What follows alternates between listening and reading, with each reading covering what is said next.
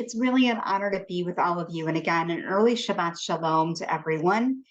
And as we enter this community of sacred Torah study, we all know that we're bringing and carrying so much today. So just honoring that and honoring, where we all are. And also, when I agreed to do this week's Parashat Torah study, I didn't realize it was going to be Chayei, but it is such divine providence that it is Chayei, because this week, what I want to share with all of you is a commentary from the Eish Chodesh from Rabbi Kalanimus Kalman Shapira, who was known as the rabbi of the Warsaw Ghetto, but he is much more, and I shouldn't say much more, but his work spans considerably more than the war years, although what we'll be looking at is a commentary from the Eish Kodesh, or the Holy Fire, that was written between the years of 1939 and 1942. We'll be looking at one of the earliest commentaries. The source sheet that I provided today actually has a very, very lengthy excerpt from a book by Dr. Henry Abramson. It's all about the Eish Kodesh and giving historical context. And because we don't have all the time in the world, I wish we did, we are going to actually not look at that excerpt, and we are just going to look at the commentary. So we will be sharing the source sheet shortly, and I'm going to invite folks to read. I will get us started, though, with this commentary. And a couple of things to note. It was written in 1939.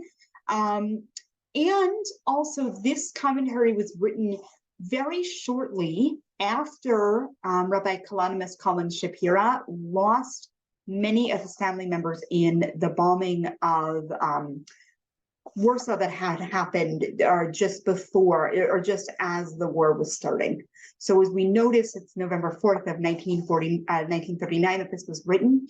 And this was the first drash that Rabbi Kalanimus Kalman Shapira gave after his family was murdered on the second day of Sukkot, on the 16th of Tishrei. So at this point, I don't have the Hebrew date. That would have been November 4th, 1939, but it's pretty safe to say, given where we are in our calendar right now, it's probably around the latter half of Cheshvan, which is the month that we are in.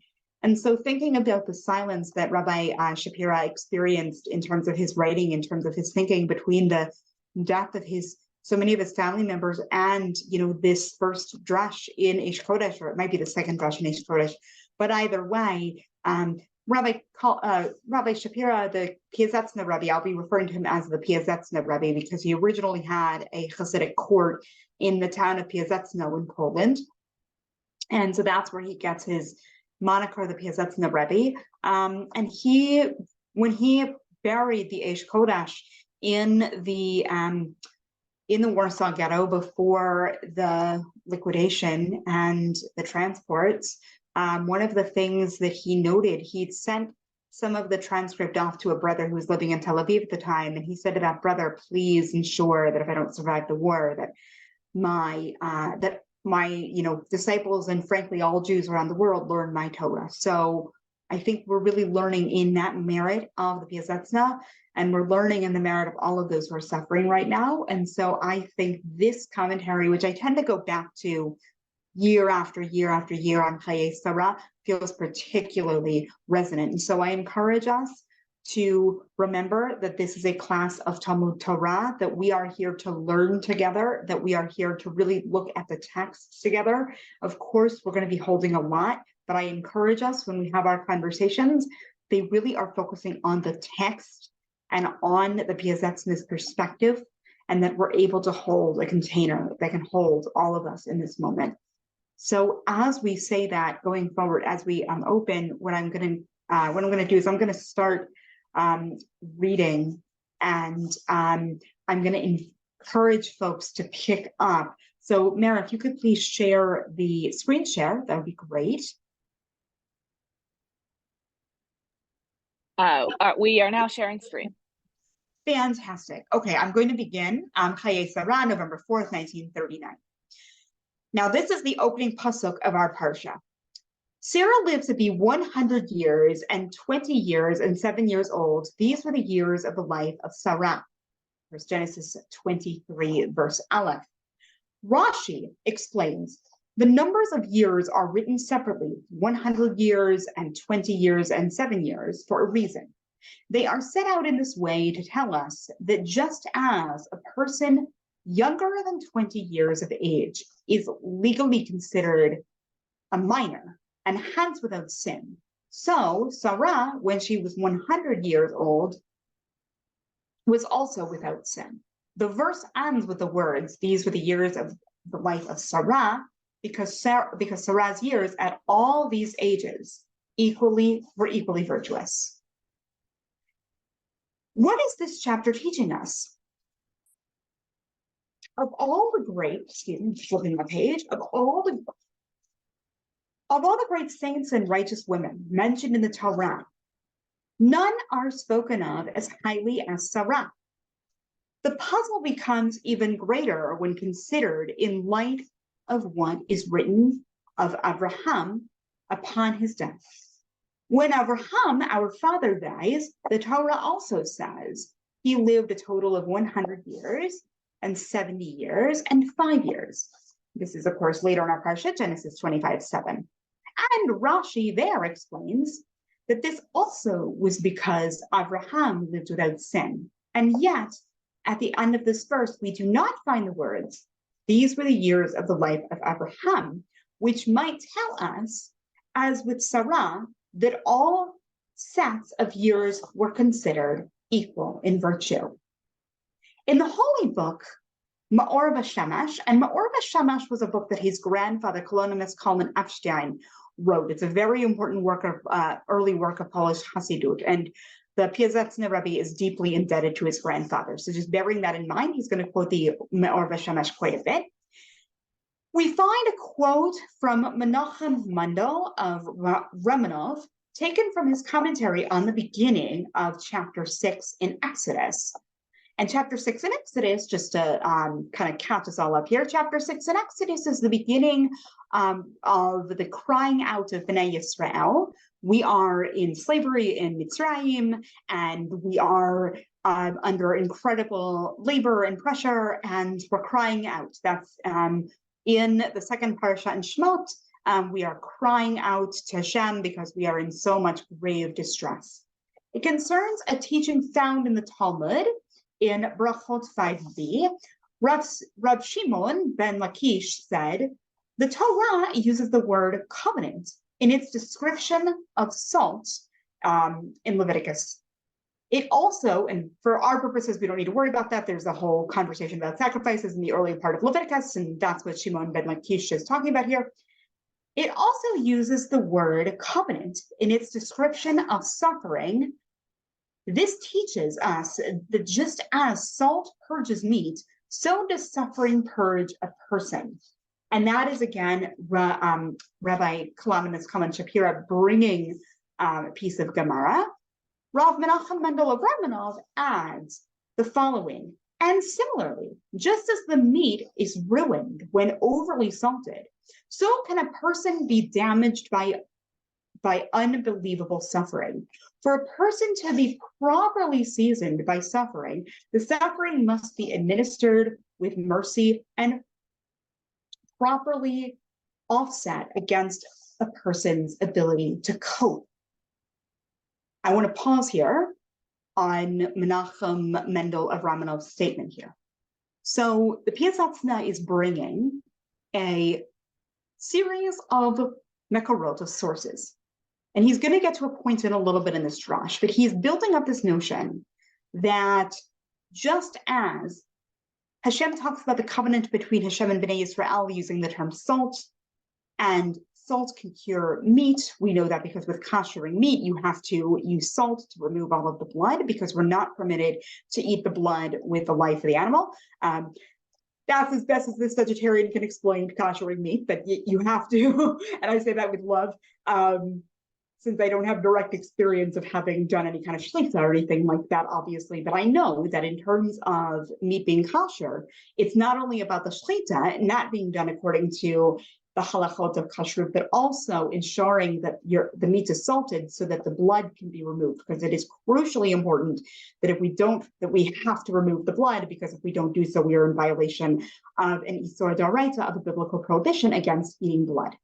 So just as salt is used to make it possible for meat to be kosher, you can oversalt things. And if you oversalt something, right, as I'm sure we've all experienced, if you add too much salt to it, it's unpalatable. You can't actually enjoy it, right? So too, if you are in a state of unrelenting and unbearable suffering, it can break a person. I think that's what the Piasetzin is talking about here, that it can really, really break a person. And that to maintain a sense of resilience and to maintain a sense of being able to put one foot in front of the other and move forward in one's day, you have to be able to not only have unbearable suffering, but there has to be something else keeping you going. So the Piasetzin here, I think, in his way, is making a very modern point, which is why I think a lot of people, myself included, are very drawn to Eish Kodesh, especially in these days, because suffering, unrelenting, suffering is just, it can break a person. And if it's overwhelming a person, it can really just have tremendous impact upon the rest of the person's life. And so I'm gonna keep going, but I am gonna invite another reader in a few paragraphs or so. Rashi asks, why does Torah recount the death of Sarah directly after the account of the binding of Isaac? Is the text suggesting some connection between these two events? Rashi answers, when Sarah was told of the binding of Isaac, how he was prepared for slaughter, of how the knife was laid at his throat, her soul fled and she died. So put another way, that Rashi is claiming, and Rashi being the preeminent Torah scholar, Rashi is claiming here that the Torah, there's no early and late in Torah. It's a very, very important piece of Rashi and a very important point of rabbinic commentary in general. But the Torah exists as it exists, and it is omnisignificant. So everything in the Torah from this perspective is rich in significance. And so for Rashi is saying, well, why does the Torah have a juxtaposition between Genesis 22 and Genesis 23? In last week's Parashat, we ended with the Akedah, the binding of Yitzchak, when Yitzchak is prepared for sacrifice, and thank God, an angel intervenes and tells Abraham, please don't do this to your child. And we also know that even though Abraham does not actually offer up Yitzchak, they never speak again. We know that Abraham in this week's Parsha is very worried about Yitzchak finding a spouse, and there's a very, very lengthy episode of Abraham and ensuring that his servant Eliezer, on his behalf, his shliach, goes and finds Rivka. There's a very, very, very long chapter about that. But in general, Yitzchak and Abraham, aside from that, they never speak again. And so the Piasetzin through Rashi is asking us to think about, why is this juxtaposition here? We know that the relationship between Abraham and Yitzchak was broken irreparably because of the binding of Yitzchak. And we know that Sarah was so, according to this read, that her suffering was so profound at the thought that her husband would sacrifice her only son, the son of her old age, the son she yearned for, that he would literally take his son up a mountain, he would literally put him on the wood and actually prepare the knife, God forbid. She was so profoundly broken by this that her soul flew out of her body. She could not actually handle it. It killed it. She died of heartbreak. And thinking about that, we're going to continue. So Moses, our teacher, the trusted shepherd, deliberately edited the Torah. So again, this commentary assumes that Moshe wrote the Torah Sinai, and here from Sinai, and here he deliberately juxtaposes these two events. Moses literally says, I'm going to juxtapose Akedat Yitzchak, and I'm going to juxtapose that with Sarah's death, Chayei Sarah, or actually the death of Sarah. He placed these two events, the death of Sarah and the binding of Yitzchak, side by side in the text in order to advocate on our behalf. So to say in other ways, in order to say to Hashem, this is too much. By doing this, Moses is suggesting that if the anguish is, God forbid, unbearable, then death can result. He is showing us something important, that if this could happen, even to Sarah, who was of such stature that the Torah goes to great lengths to tell us how when she was 100 years old, she was as virtuous as as a girl of 20, and when she was 20 years, she was as innocent as a child of 7. That, in fact, all her life, she was equally virtuous. If she, Sarah, was unable to bear such a pain, how much less so can we? How much less so can we? And we're going to actually go ahead, and I'm going to actually finish reading off the commentary, and then we're going to really open it up for some interactive discussion back and forth. But I want to make sure that we get this full text. The Torah may also be telling us that our mother Sarah, who took the binding of Isaac so much to heart that her soul flees out of her, died for the good of the Jewish people. We're going to hold that. That can be really challenging. She died in order to show God that a Jew should not be expected to suffer unlimited levels of anguish. When, though a person with the mercy of God survives and escapes death, nevertheless, elements of their capability, their mind, and their spirit are forever broken, and as a result of their ordeal, lost to them. In the final analysis, what difference does it make whether all of me or part of me is killed? Perhaps the text itself is answering the question by saying, these were the years of the life of Sarah. One might tend to judge Sarah as having sinned against the remainder of her years, because if she had not taken the binding of Isaac so much to heart, she would have lived longer. However, since this taking to heart was done for the good of the Jewish people, the verse hints that the years Sarah might have lived beyond her 127 years were not wasted. And so she did not really sin against those years. Therefore, let God quickly send us spiritual and physical salvation with revealed kindness. Okay, before we even move forward, we're just going to pause with that entire short but poignant drash in our minds. I'm just going to give us just a moment to kind of sit with it. I think it's really important, especially in these days, to just take a second and sit with what we've just taken in. So I'm going to try to summarize that, because I know that that was a lot, but I wanted to give that all up front because it's very important, I think, to have the whole drash in front of us. And so if you want, I believe the source sheet was sent out, and you can always look at it like during the rest of our shiur. So it's very much there for you to go back and to read and to absorb. The Piazetzna wrote this drash and gave over this drash, and it's very important to note that the Piazetzna. So a lot of Hasidic thinkers did not actually write their Sfarim. Those were typically written by their students. The Piazetzna is an exception to that. Piazetzna very deliberately went and edited his work. So bearing that in mind, these are really the words of the Piazetzna himself. And we know that he went back and edited different drashes at different times, and particularly finished the work in January of 1943, I believe. And that had to do with a lot of editing. His final drash is from right before Tisha B'Av in 1942, but the work was completed in January of 43.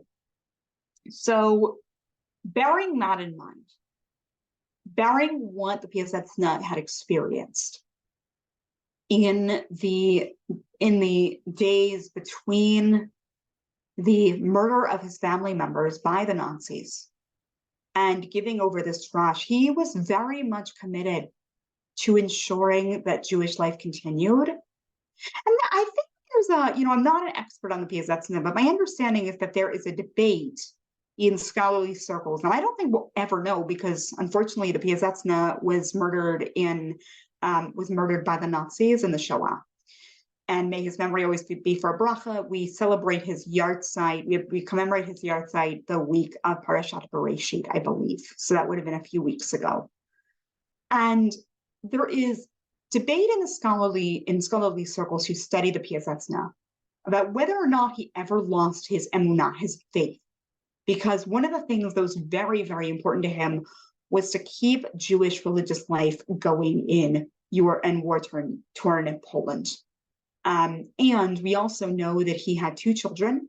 His daughter was taken from him, abducted, and I don't think he ever knew what happened to her. So I really want to hold, like we're holding a lot. We're holding a lot. This is not some abstract drash that we can, in prior years, I would read this and I would learn this and I was so moved by it, but I had a little bit more remove. Obviously this year, it's very, very difficult. So I want to encourage us as we move forward to take care of yourself and to do what you need to do. And we all need to do that these days. So he didn't have his daughter, and his son and daughter-in-law were murdered in the bombing of Warsaw. And I believe he lost another family member there as well. But either way, it was absolutely horrible, tragic, and it just broke his soul. His wife had died a few years prior, and he was extremely devoted to her. She is actually there are a couple of drashes in Eish Kodesh that are in her memory, and they had really an extraordinary relationship, particularly because she was a Talmidah in her own right. She was a Talmidah Chachama in her own right, a very wise and learned woman. She wrote commentaries on different books of Chassidut, including the Toldot Aharon. I believe that she wrote that commentary. I have not had a chance to read it, but I would really like to. There is a book that I have not been able to get my hands on, much to my own chagrin and dismay, called The Rabbi's Daughter, which I understand is very much about the Piasetzna lineage and all of the women who are part of that. And particularly because often in Chassidut, we don't really get to hear from the women. I think it's extremely important that The Rabbi's Daughter is out there as a book. And if folks are able to read it, if this is of interest to you, I encourage you to do so. And so as we are really, really sitting with this text, and the claims that the Piasetzna is making here, I think are extraordinary and can be really hard. And I want to tease a few of those out, and then I'm going to open it up to hearing from folks. And the way that we'll do that when we open it up in a minute or two is either you can write comments into the chat, or you can raise your Zoom hand and Mara will call on you. Please be aware that we want to hear as many voices as we can. So just to keep your comments or questions brief, and I will try to answer questions in groups. So depending on how many we have, we'll take a few at a time. But before we open it up, it's really an extraordinary claim that the Piasetzna is making. And I don't think I could appreciate it. Even reading this drash now, I'm like having a moment of like an even deeper appreciation, because I would read this drash in prior years and I would think, oh, that's really interesting. Why would the Piasetzna make such a claim that Sarah died for the benefit of the Jewish people? What on earth? There's a rabbinic idea that there is a notion that there are lots of different ways the rabbis understand suffering. In the beginning part of Masachet Brachot, the rabbis are really kind of going into, how do we understand suffering? What kind of benefit does it have for us? That can be real tough for us moderns. And I think the Piasetzna is kind of responding to that, because he does cite from the early part of Brachot about this rabbinic idea, Yisurim shel Ahava, like sufferings from love, which I think, because we are so removed, can be like, what's happening? And the Piasetzna, I think, in this extraordinary way, he's like, no, Hashem, no, That's not okay. Like, we do not accept this. This suffering is unbearable. We cannot accept this unbearable suffering.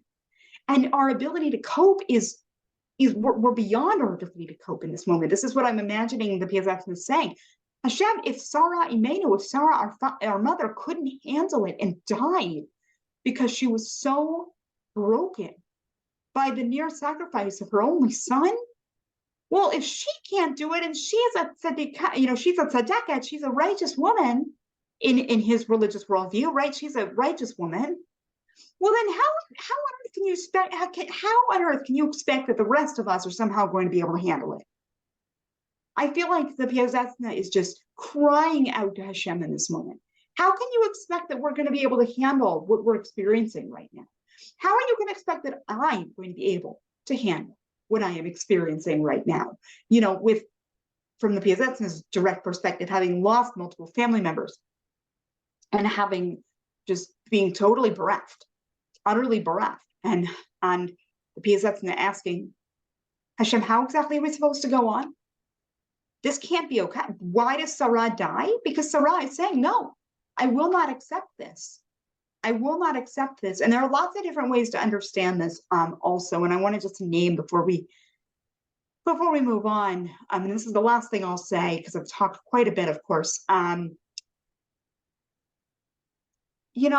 are lots of different ways to understand this drash, and we do not have to agree. The intention of learning this drash is not because we're assuming agreement with the Piazetzna at all. This is the Piazetzna's theology. This is the way that the Piazetzna understands his own suffering. It doesn't mean that this is the way we understand our own lives.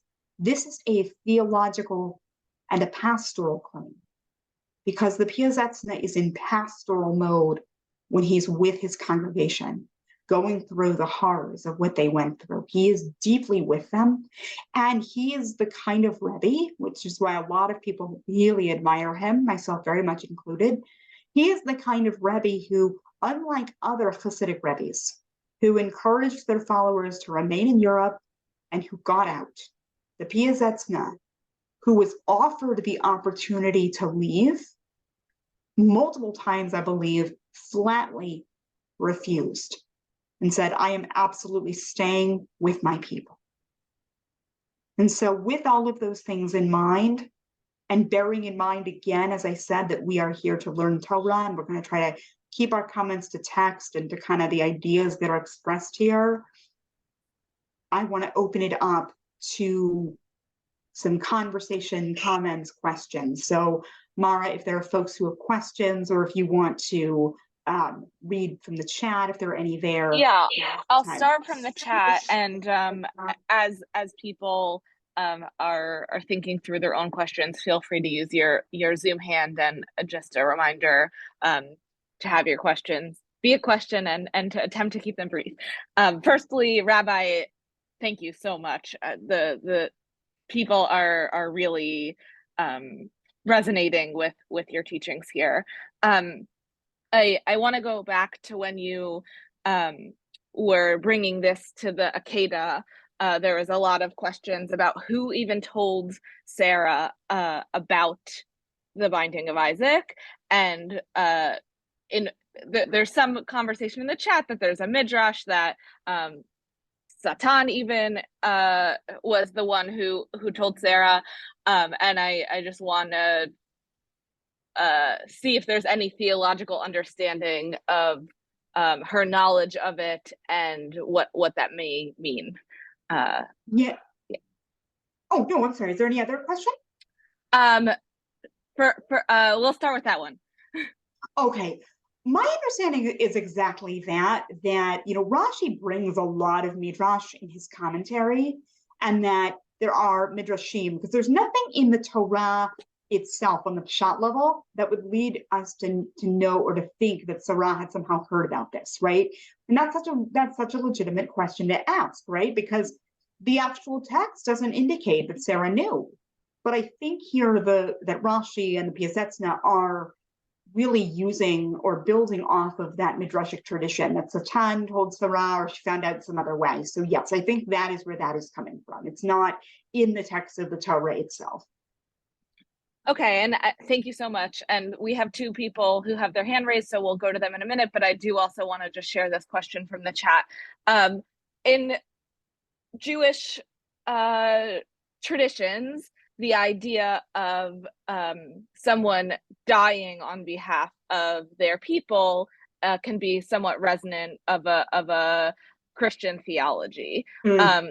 Can you speak to the way that maybe it is different, and is there an extra level of divinity that is added to Sarah because of that, or is that not something that you have seen in the writings? I am grateful for this question because it's really important to address this. So there is a profound difference between how and again, obviously we can't get the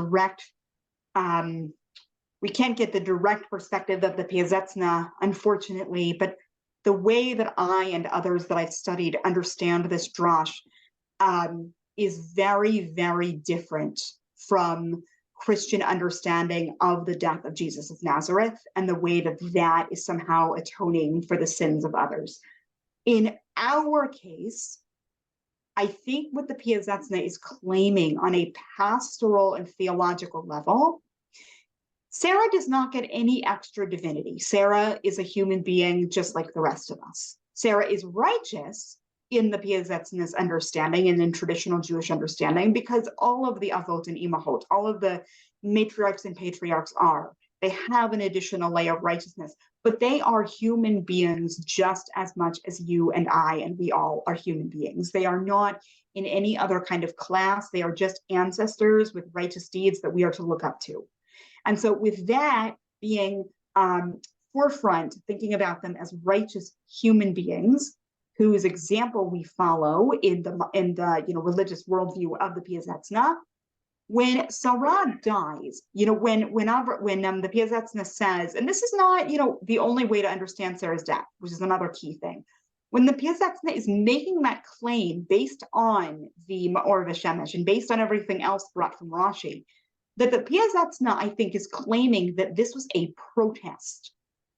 This was a death of protest, of agony, the kind of thing where, and again, this is very, very complicated and difficult. So we're just going to hold it and recognize that we know today that folks who die by suicide, which is basically what the Piazetzna is claiming here that Sarah did, we know that that is a far more complicated and deeply important area to understand and be able to be competent in.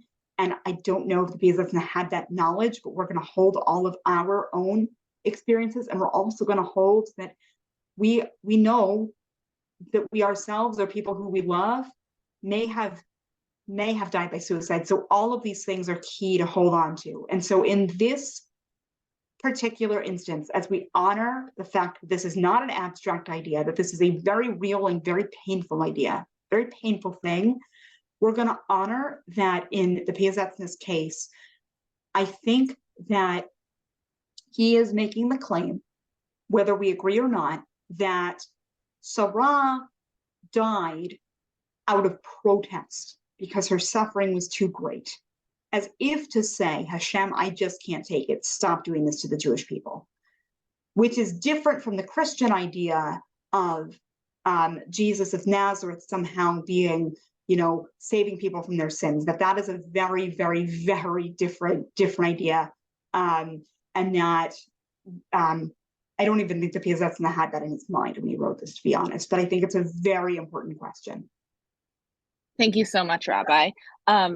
There's so much here, but I want to get to Nina and Andrea. So Nina, I will ask you to unmute first, and then we will hear from Andrea. Nina, are you there? I just unmuted. Okay, great. So I put my question in the chat too, but it's one I've wrestled with forever, which is God set something really appalling in motion with the Akedah. incredibly appalling. And and then you have Sarah's death of protest and heartbreak. And it just makes me wonder, and it always has, how and why does God continue to matter? And what kind of deity would obligate people to such suffering and such torment and such cruelty? I'll just add one thing. When I went to a lecture years ago by Emil Fackenheim, he talked about how in the aftermath of the Holocaust, moral philosophy was silent because there was nothing to say. And so I sit with that as the daughter of a Holocaust survivor, as someone wrestling with all this stuff going on now. I always wonder, like, who needs this deity that's just going to set this cruelty in motion and then leave us with the wreckage? And we're supposed to express gratitude and say prayers that God will shelter us and protect us. And yet we have this gruesome, heartbreaking, appalling story. So I'll stop there. Thank you for that, Nina. Let's hear from Andrea, and then I'll take both of them together. Okay, it's not related at all. But until you answered the question a couple questions ago, it never occurred to me that the Rabbi was suggesting that Sarah died of suicide. What Rashi is suggesting makes sense to me.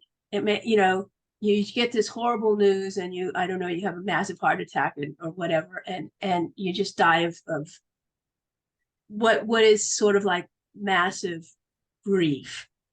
But what the Rebbe seems to be saying is that if she hadn't had that reaction, if she had been what I would call a survivor, if she had heard that, if she had that massive grief and was able to process it and to live what apparently could have been more years,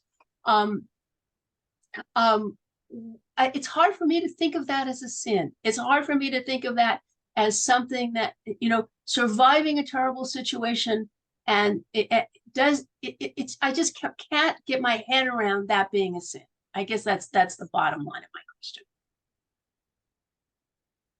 Yeah, I'll take both of these, and I want to name that they are both such incredible and rich questions and really deserving of each of them its own shiur. So what I'm going to do is try to answer on one foot, knowing that is completely not meeting the moment in terms of the amount of time that both of these questions really deserve. And so I'm going to take them in the order that they were received. So Nina, I am so grateful that you are here and that you shared so vulnerably and from your heart what I think a lot of people wrestle with, myself very much included. What exactly does this mean that this deity, initiated this appalling thing? And then how are we supposed to pray to this? And what on earth, who needs this? And I think that is such a deeply legitimate and critical question. And Rav Shai Held of Hadar, I have not yet had the chance to watch them, but Rav Shai Held has lately, I think he might have done all three of them by now, but I'm not sure. He is actually giving a fall lecture series on post-Shoah theology and post-Holocaust theology, and particularly in this time, felt that it was really important to proceed with it. And with that in mind, Rav Shai talks a lot about the exact issues, Nina, that you bring up. And so I don't have the link on me, but what I can tell you is that it's on the Hadar website, the post-Shoah theology, post-Holocaust theology. It's a 3-part series by Rav Shai Held. And Rav Shai Held talks a lot about God and how to connect, and how that doubt, like the question you've asked, is crucial to a spiritual life. That if we don't have that and we don't ask, what's the point of all of this? Then we don't actually have a really rich and mature and honest relationship to whatever kind of spiritual practice we have. And so rather than me giving some facile response in the 30 seconds we have, I'm going to invite you to look at Shai Held as one resource. There are also other books that grapple with this question in the wake of the Shoah, in the wake of the Akedah. Last Shabbat, the drash that I heard was talking about just how awful the story of the Akedah was, and how we never get resolution, and how it absolutely challenges us in every way. How could this exist? How could we have something like this? And so there are many, many Jewish thinkers who have written on this from a variety of vantage points. And I think Chayei's scholarship is really wonderful. I think he has a very particular presence. He was a teacher of mine in rabbinical school, and so I really encourage that as a first resource. And the same to your question, Andrea, about Sarah. I think the Rebbe would agree with you that what Sarah did was not at all wrong. That what Sarah did was coming from a place of deep righteousness in some ways, even though that can feel really hard to even say. It's really hard for me to even put those words out there. But I think the Rebbe is trying to make a wider pastoral, when I say the Rebbe, I mean the Piasetzna, is trying to make this pastoral point, like, this is just horrible. And we can't, this is not acceptable. We can't just accept this and just be okay with it. But the Piasetzna is saying, this is like, how can we be in this covenant if we're getting all of this suffering? And so I think that is a book, or that is a way to think about this. And Dr. Henry Abramson wrote a book on the Piasetzna. I think that Nehemiah Poland wrote a book on the Piasetzna. There are a couple of books out. There might be even something more recent than that. I can ask some of my teachers who would know, that are books on the Piasetzna. And so that they go into his theology a bit more, which I think could be really useful to both Nina and Andrea. So I know we are almost at close. If there are any questions in the chat, Mara, I'm happy to hear those. Otherwise, we'll draw ourselves to a close in a moment. I don't think this has ever happened to me. I didn't even pay attention to the time. I don't know how. We technically have 1 minute left. And what question do we end with? I hope it's okay if I put you on the spot here, Rabbi.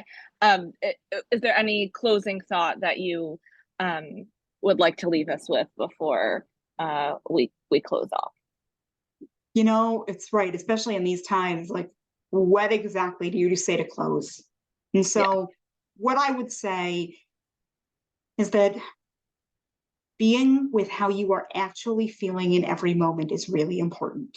And one thing that mindfulness practice teaches me is that there is a space between the stimulus and the response. I think that's actually a Viktor Frankl quote, who was a renowned psychiatrist who survived the Shoah and wrote Man's Search for Meaning, that there is a way in which we have to sit with the enormity, the absolute enormity of the suffering, and we have to sit with our own reaction to it. And then we figure out with that, once we've sat with it, once we've actually been with it, which is really hard, because I don't know about any of you, but I do not want to be in that space right now.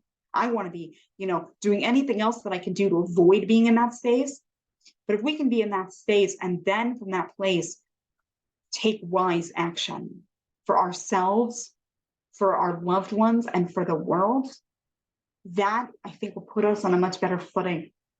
And so even though that feels like an utterly inadequate close, that's what I'm going to close with. I look forward to learning with all of you again, hopefully soon. And I just am really grateful to be in this space with all of you. And I'm going to drop into the chat a link to my newsletter. If I can have a minute to do that, I'm just going to drop a link to subscribe to my newsletter if folks want to absolutely hear about other things I'm doing. Oh, we lost your sound, but let me get your sound back. And of course, we would love to be able to sign up for your newsletter. And I know Rabbi won't be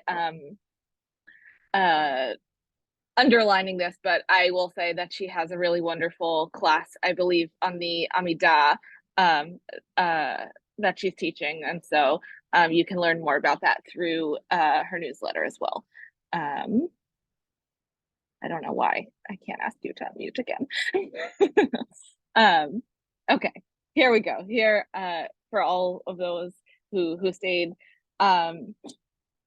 You can see tinyletter.com/Rabbi Tuchman, and I'll also see if we can add that to the follow-up email today, which will of course include today's source sheet as well as this recording. So I'm sorry that Rabbi isn't leaving us with parting words, but I will just wish you all a good Shabbat, and one where we can pause from our suffering. So thank you all. Hope to see you next week. Bye bye.